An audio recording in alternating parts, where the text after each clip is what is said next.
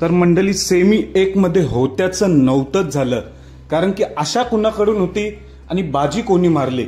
खरं तर लक्ष कुणाकडे होते? सेमी 1 ला बकासूर लाडूकडे होतं, शाकीरचा राजा बाजीकडे होता, उर्मिलाताई यांचा अर्जुन आणि वादलकडे लक्ष होतं.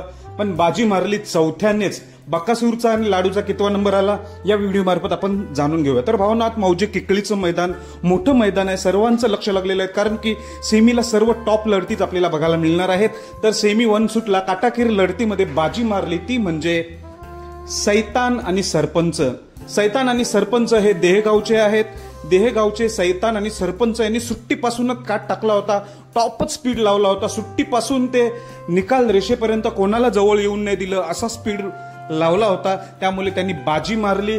तर अजून एक कारण म्हणजे पल्ला 600 फूट होता. आजच्या मैदानातील तुम्ही पल्ला बघू शकताय, छोटंच मैदान वाटतंय.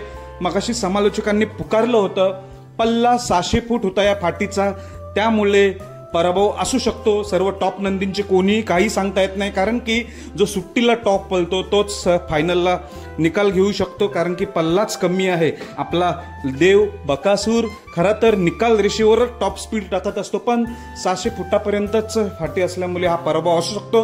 तर बकासूर आणि लाडूचा नंबर आहे चौथा. 1, 2, 3 नंबरमध्ये दुसऱ्याच गाड्या होत्या आणि 4 नंबरला आपली गाडी उतारली बकासूर आणि लाडूची. तुम्हाला काय वाटतंय? कारण पल्ला कमी तर होताच आणि चढ देखील होता. हा जो रान होता, फाटी होती, चढता क्रम होता, असं त्यामुळेच हे काय होऊ शकतं. म्हणून कुठल्याही बैलाचं या मैदानातील काही सांगू शकत नाही. त्यामुळे आज कोण 1 नंबर करेल ते फायनलच्या नंतरच समजेल. धन्यवाद भावांनो.